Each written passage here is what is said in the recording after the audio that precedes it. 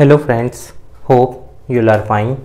Today we are going to continue or we are going to start our chapter Measurement of National Income. This chapter relates to macroeconomics of class 12th. So in this chapter basically we will study the three methods to measure the national income of an country. So let us first understand our income method. Today I will explain income method, its formula as well as some questions we will try to solve. So let us continue. Income method. Income method से जब हम national income निकालते हैं तो हम ये देखते हैं कि पूरे देश में लोगों ने पैसा कितना कमाया और उसका जब हम टोटल कर देते हैं तो क्या आएगा, मेजरमेंट नेशनल इनकम आ जाएगी हमारी. मैंने आपको पिछली वीडियोस में बताया था कि नेशनल इनकम को हम क्या बोलते हैं, एनएनपी एट एफसी. अभी आपको इतना याद रखना है कि नेशनल इनकम को क्या बोला जाता है, एनएनपी एट एफसी. अब इनकम मेथड से अगर हमें ये निकालना है नेशनल इनकम तो हमें कुछ चीज़ों को याद रखना है. सबसे पहले आप एक शब्द याद रखेंगे, कोम. क्या शब्द याद रखेंगे, कोम. आइए देखते हैं अब आगे चीज़ों को.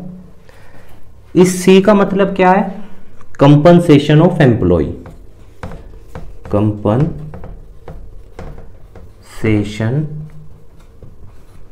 Of employees. Compensation of employee क्या होता है, बेसिकली जो भी एक व्यक्ति को, मान लो मैं कहीं पे काम कर रहा हूं तो जो मेरा एम्प्लॉयर है, मतलब मेरा मालिक है जिसने मुझे नौकरी दी है, उससे मुझे जो भी मिलेगा वो किसके अंदर आएगा, कंपनसेशन ऑफ एम्प्लॉय में. अब जनरली एक एम्प्लॉय को अपने मालिक से क्या क्या चीजें मिलती हैं अगर हम डिस्कस करें. मुझे मेरे मालिक से क्या मिलेगा जिसके यहां मैं काम करूंगा, भाई मुझे वेजेस देगा वो या मेरी तनख्वाह देगा. अगर मैं दिहाड़ी पे हूं तो मेरी दिहाड़ी दे देगा मेरे को रोज, और अगर मैं सैलरी पे हूं तो मुझे मेरी सैलरी देगा. ठीक है. दूसरी चीज क्या मिलती है मालिक से, हमें बोनस भी तो मिलता है. ठीक है. तीसरी चीज, उसने मेरे लिए कोई स्कीम चलाई हो, मतलब मेरे लिए कोई पॉलिसी करा दी. ठीक है ना, तो उसको हम लिखते हैं एम्प्लॉयर सोशल सिक्योरिटी स्कीम. तो जब आप इन तीनों को जोड़ दो, या और भी जो चीजें हमें हमारे मालिक से मिलती हैं, तब जब हम इन तीनों को जोड़ेंगे तो हमारा क्या आएगा, कंपनसेशन ऑफ एम्प्लॉय. कई बार क्वेश्चन में नेशनल इनकम के एम्प्लॉय सोशल सिक्योरिटी स्कीम दे के रखता है. एम्प्लॉय जहां हमें याद रखना है कि हमें एम्प्लॉयर लेना है, क्योंकि मालिक ने दिया है ना तो वो लेंगे इसमें. एम्प्लॉय का मतलब क्या हुआ, मैंने अपनी कोई स्कीम खुद कराई तो वो मुझे मेरे मालिक ने तो नहीं दी, तो फिर वो कंपनसेशन ऑफ एम्प्लॉय का हिस्सा तो नहीं होगा. तो आप एक चीज याद रखना, क्वेश्चन में इस चीज पे ध्यान जरूर देना कि एम्प्लॉयर लिखा हुआ है ना, एम्प्लॉयर सोशल सिक्योरिटी स्कीम. तो जब आप इन तीनों को जोड़ दोगे तो क्या आएगा, कंपनसेशन ऑफ एम्प्लॉय आ जाएगा. तो सी तो हो गया. इसको ऐसे भी याद रख लो, जैसे हम कोई वेबसाइट लिखते हैं तो उसके बाद क्या लिखते हैं, .com. तो .com से भी आप याद रख सकते हो. तो सी हो गया. अब इसके बाद ओ का मतलब क्या है, ऑपरेटिंग सरप्लस. ऑपरेटिंग सरप्लस, इसके अंदर चार चीजें आती हैं. उसके लिए आपको शब्द याद रखना है, रिप. ठीक है, रिप. इसको याद रखने के, इसके अंदर जो चार चीजें आती हैं वो ये हैं. पहले आर का मतलब क्या है, रेंट. ठीक है. दूसरे आर का मतलब रॉयल्टी. आई का मतलब इंटरेस्ट. और पी का मतलब प्रॉफिट. ऑपरेटिंग सरप्लस निकल जाएगा. क्या शब्द याद रखना है, rip. Rent, royalty, interest, profit, इन चारों को जोड़ दोगे तो क्या आएगा, ऑपरेटिंग सरप्लस. कई बार क्वेश्चन के अंदर ऑपरेटिंग सरप्लस भी दे रखा होगा और ये चारों चीजें भी दे रखी होंगी, तो आप याद रखना आप सिर्फ इसको लोगे, इन चारों को नहीं लोगे। या कोई भी चीज दे रखी है, मान लो ऑपरेटिंग सरप्लस भी दे रखा है और प्रॉफिट भी दे रखा है, तो बस इसको लेना, प्रॉफिट को मत लेना। क्यों? क्योंकि ऑपरेटिंग सरप्लस के अंदर प्रॉफिट उसने पहले से ही कैलकुलेट करके रखा हुआ है। तो अगर ऑपरेटिंग सरप्लस निकालना है तो कैसे निकाल लोगे? Rip, rent, royalty, interest, profit. ठीक है। तीसरी चीज क्या जुड़ेगी? एम का मतलब मिक्स्ड इनकम।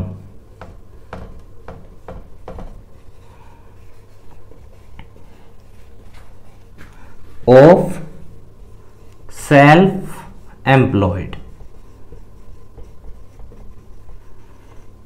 इसको हम ब्रेकेबल इनकम भी कह सकते हैं। 2020 के बोर्ड एग्जाम में या 2021 के बोर्ड एग्जाम में एक क्वेश्चन था एक नंबर में कि कौन सी कमाई ब्रेकेबल कमाई होती है, तो mixed income is breakable income. Mixed income क्या होती है? वो पैसा जो हमने कई सारे सोर्स से कमाया, 50 रुपए यहां से, 60 रुपए वहां से, 100 रुपए वहां से, इस तरह से 3-4 सोर्स से पैसा कमाया, तो वो हमारी कमाई मिक्स्ड इनकम है। जनरली ये क्वेश्चन के अंदर बनावा दे के रखता है। तो जब आप इन तीनों को जोड़ते हो तो आपका आता है क्या? NDP FC. याद रखना एनडीपी एफसी का मतलब क्या था? Domestic income. और इससे बना देना जो वो बनाने को कहे क्वेश्चन में। मान लो उसने कहा कि भाई जीएनपी एट एमपी निकाल लो इनकम मेथड से, ठीक है, उसने ये कहा, तो आप इन तीनों को जोड़ के ये निकाल लोगे, फिर इससे जीएनपी एट एमपी बनाओगे। तो फॉर्मूला क्या बनेगा एनडीपी एट एफसी से? भाई एन का ग्रोस बनाना प्लस डेप्रिसिएशन, डोमेस्टिक का नेशनल बनाना प्लस एनएफआईए, पी सेम है, एफसी का एमपी बनाना है प्लस एनआईटी। तो अब जो आपका आंसर आएगा वो आपकी जीएनपी एट एमपी होगा। तो आप ये याद रखना, इन तीनों को जोड़ के क्या आएगा? NDP at FC. फिर इससे बनाना है आपको जो वो क्वेश्चन में बोलेगा, चाहे वो क्वेश्चन में ये कहे बनाने को, ये कहे, या जो भी हमने वीडियो 4th में या 3rd में देखा था कि 8 चीजें होती हैं जो वो बोल सकता है, तो वो कोई सी भी कहे आप इससे बनाओगे। और ये कैसे निकाल लोगे? इन तीनों को जोड़कर। अब एक चीज, कई बार ना प्रॉफिट नहीं दे के रखता।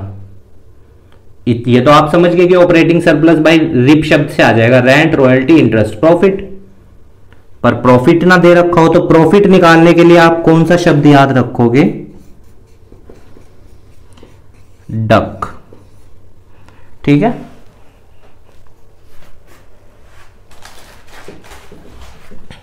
थोड़ा सा मैं यहां से रब कर रहा हूं ये।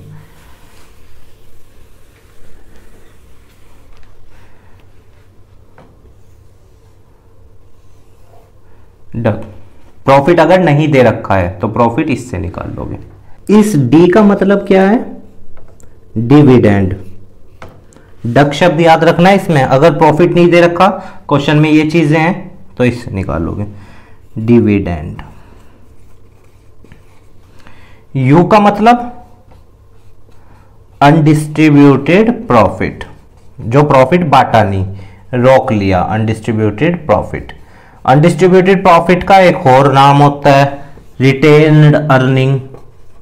कोई सा भी नाम हो क्वेश्चन में याद रखना, रिटेन्ड अर्निंग।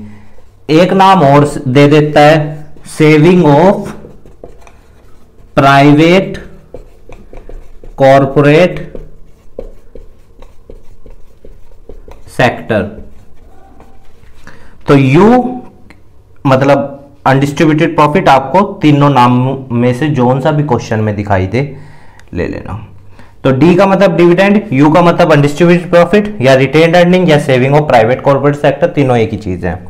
अब ये जो सी बचा, इस सी का मतलब क्या है? Corporate tax. तो कॉर्पोरेट टैक्स, जब आप डिविडेंड, अनडिस्ट्रीब्यूटेड प्रॉफिट और कॉर्पोरेट टैक्स को जोड़ दोगे तो क्या आएगा?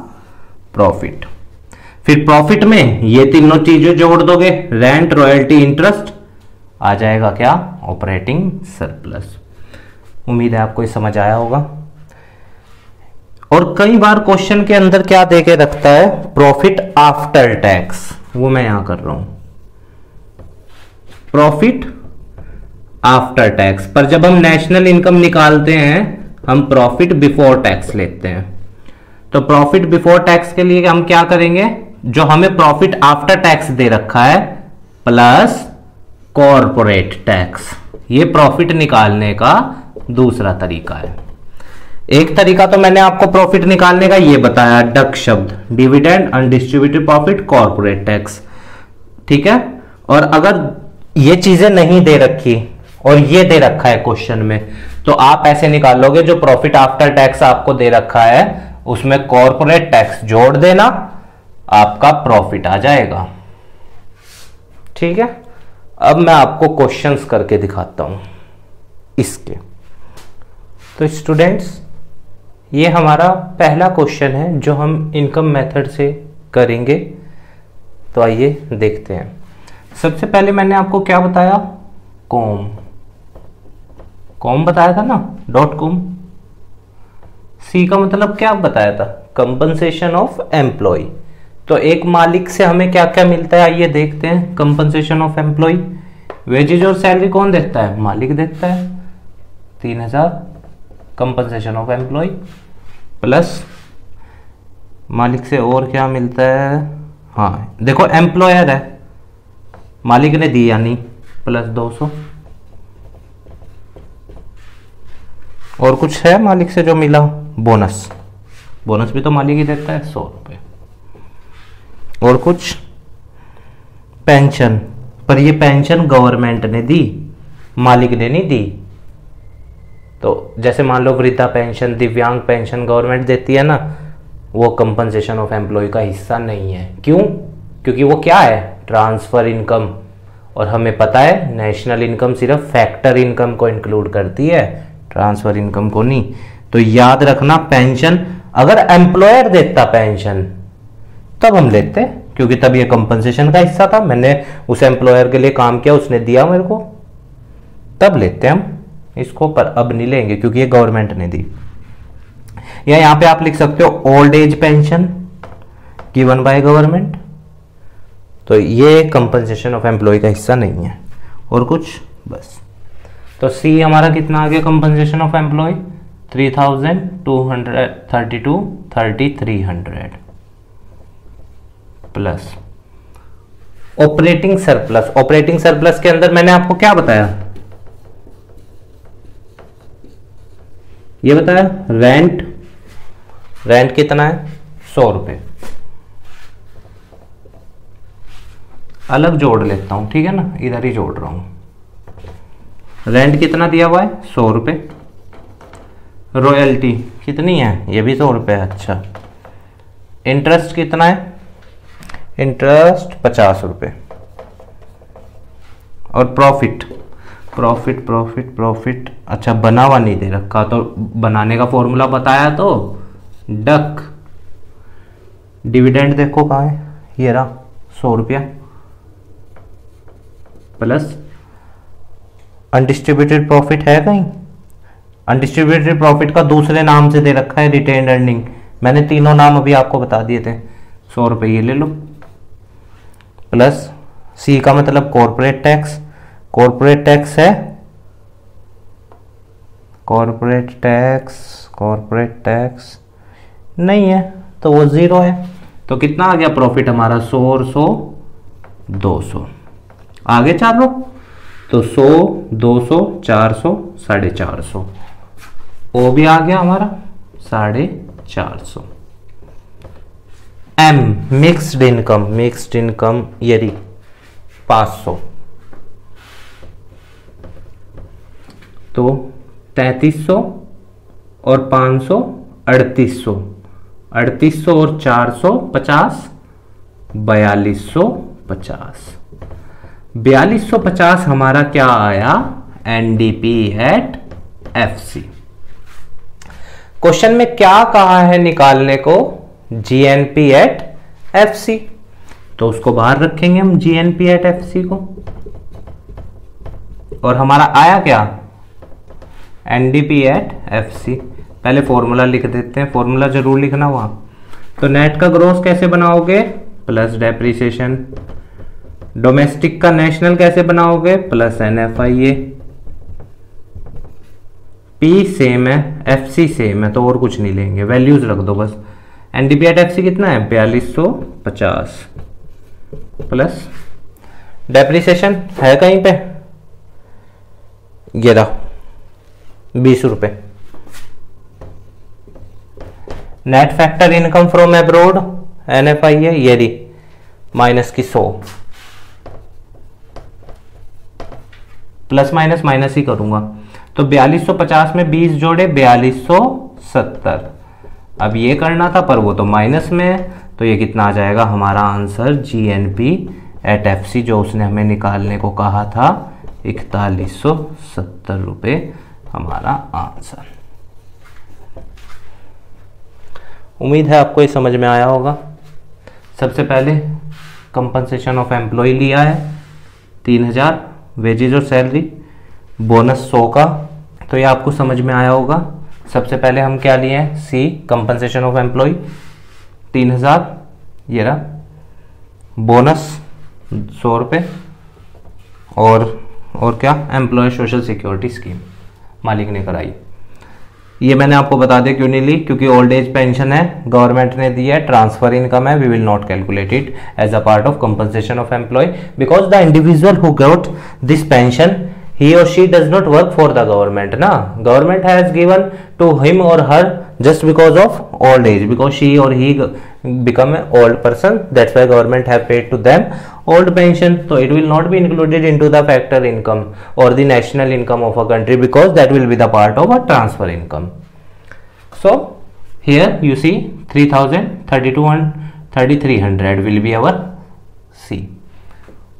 Operating surplus, RIP शब्द I have told to you, rent, royalty, interest, profit, and if the profit is not given there, then you will calculate profit by calculating or by using DUG, dividend, undistributed profit or corporate tax. So let us calculate. Rent, it is 100 rupees, royalty, it is 100 rupees, interest, where is interest, it is 50 rupees, ठीक है, ये हमने 50 लिख दिया, और profit is not given as I have told to you, so profit will be calculated by using dividend and distributed profit and corporate tax. So let us see dividend. Dividend is 100 rupees. Undistributed profit, where it is undistributed profit. The other name of undistributed profit, as I have told to you, is retained earning, and here in the question it is mentioned by retained earning, then we will use this 100 rupees as our undistributed profit, as it is the other name of undistributed profit now. And corporate tax, is there corporate tax is given here? No, as you can see there is no corporate tax, so it will be 0. So our profit will be 100 plus 100 is equal to 200. So if we add all of these 100, 200, 400, 450, which means our operating surplus is 450, as I have written here 450. M stand for mixed income. Mixed income is given 500. So here I have written 500. So now we will sum up 3300 plus 500 is equal to 3800. 3800 plus 450 is equal to 4250 rupees. And it will be our NDP at FC, as I have told to you earlier, that while we add these three things, mixed income is given 500. So here I have written 500. So now we will sum up 3300 plus 500 is equal to 3800. 3800 plus 450 is equal to 4250 rupees, and it will be our NDP at FC, as I have told to you earlier, that while we add these three things, compensation, operating surplus and mixed income, what we get NDP at FC. So when in the question it is given at that you have to calculate GNP at FC. So if we have to calculate GNP at FC out of NDP at FC, the formula will be, for if we have to calculate net gross from the net, then we have to add DAP here, then net will become gross. And if we have to make depreciation as national, domestic as national, then in domestic we will add NFIA, it will become national. P is same here, FC same here, nothing will go on, और कुछ नहीं लेंगे हम इसमें। तो NDP at FC is as we have calculated earlier, it is 4,250 rupees.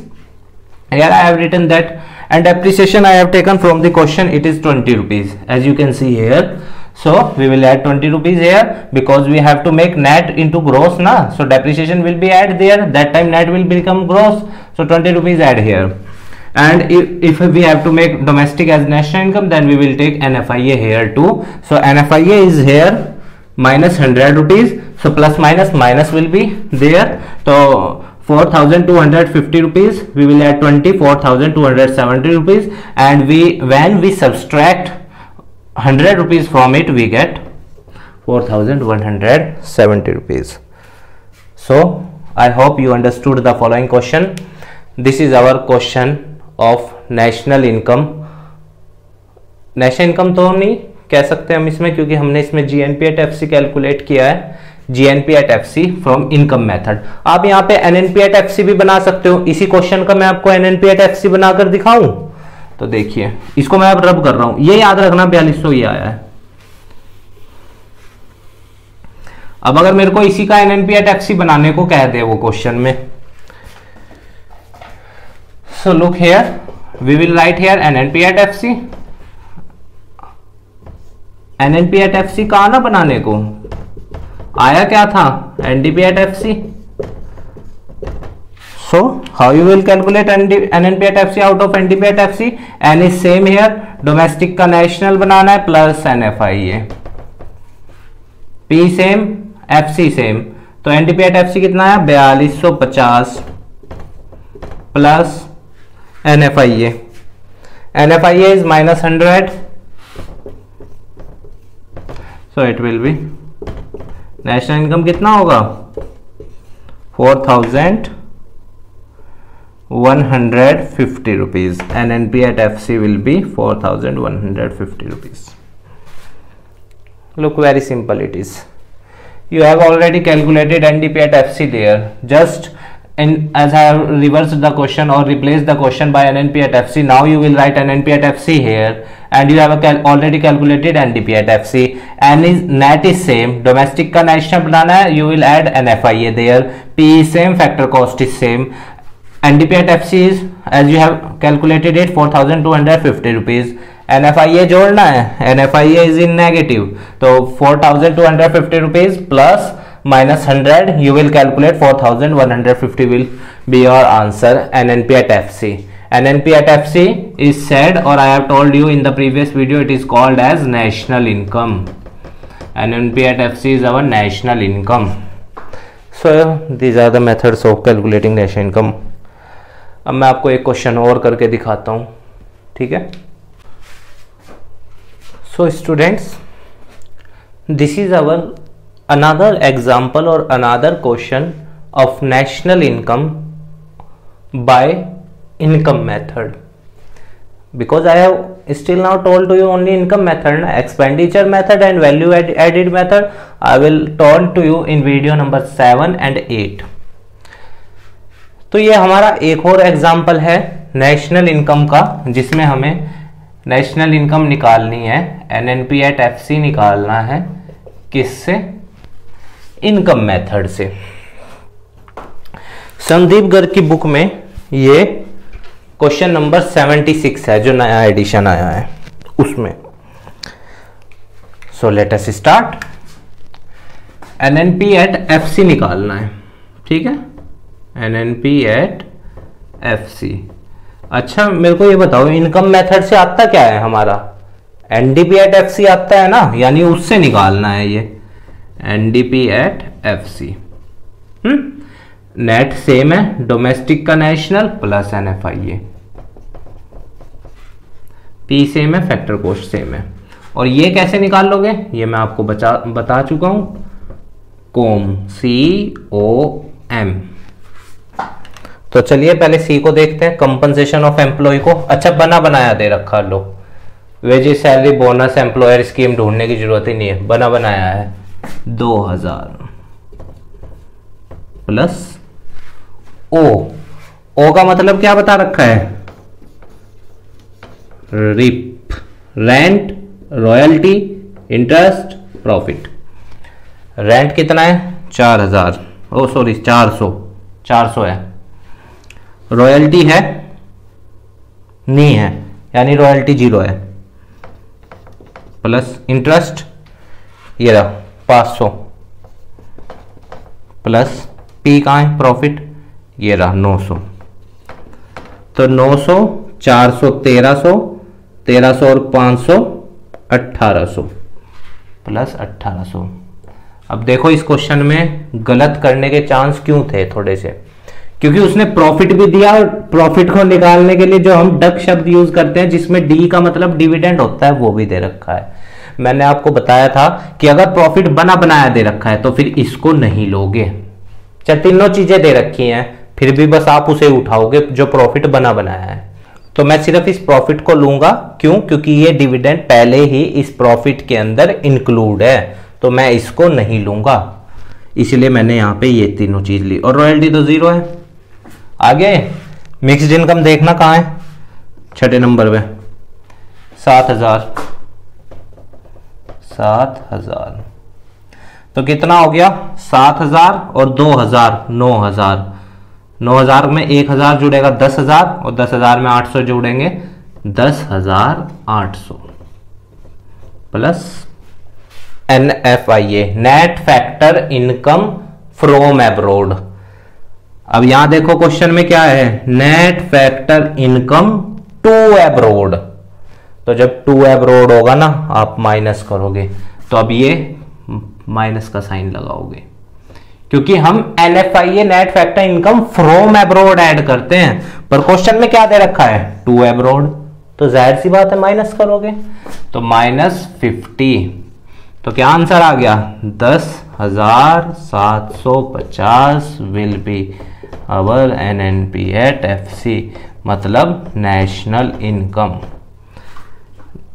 तो उम्मीद है आपको ये समझ आया होगा। देखो कितना सिंपल था, COM, सी का हमें बना हुआ दे रखा था 2000, ओ हमने रिप शब्द से निकाला, rent royalty interest profit. Rent हमने कितना लिया 400, रॉयल्टी थी नहीं क्वेश्चन में, इंटरेस्ट हमारा था 500 ये रहा, और प्रॉफिट हमें बना बनाया दे रखा था 900। तो 900 और 400 1300 और 500 1800। Mixed income, here it is mentioned mixed income as 7,000, so by adding all the three things we will get 10,800. 7,000 9 plus 2,000 9,000, 9,000 plus 1,800 it will be 10,800. so when अब हमें इसमें NFIA जोड़ना है, पर वो तो net factor income to abroad जो गया पैसा, तो उसको तो माइनस करेंगे ना, तो this will be your answer. तो स्टूडेंट्स उम्मीद है आपको ये पहला तरीका नेशनल इनकम निकालने का इनकम मेथड से समझ में आया होगा। अगर आप किसी भी बुक के क्वेश्चन कर रहे हैं, कोई चीज़ नहीं समझ आ रही है, कोई पॉइंट क्लियर नहीं है, तो कमेंट बॉक्स में हमें ज़रूर बताना, मैं आपको दोबारा एक्सप्लेन कर दूंगा उस चीज़ को। बाकी आप स्वस्थ रहिए, खूब मेहनत कीजिए, लाइफ में आगे बढ़िए, ये हमारी प्रे है। और थोड़ा सा वीडियो को लाइक कर दीजिएगा, अपने दोस्तों के साथ शेयर कर दीजिएगा, और हमारे चैनल को भी सब्सक्राइब कर दीजिएगा, ताकि हमें भी मोटिवेशन मिले, हम भी ग्रो करें, ठीक है, और आप हमारी वीडियो के ज़रिए ग्रो करें। तो और अगर आपका कोई सजेशन है पढ़ाने के तरीके में चेंजेस लाने हैं, तो आप ज़रूर कमेंट बॉक्स में बताना, मैं परिवर्तन लाने की कोशिश ज़रूर करूँगा। ठीक है स्टूडेंट्स, धन्यवाद।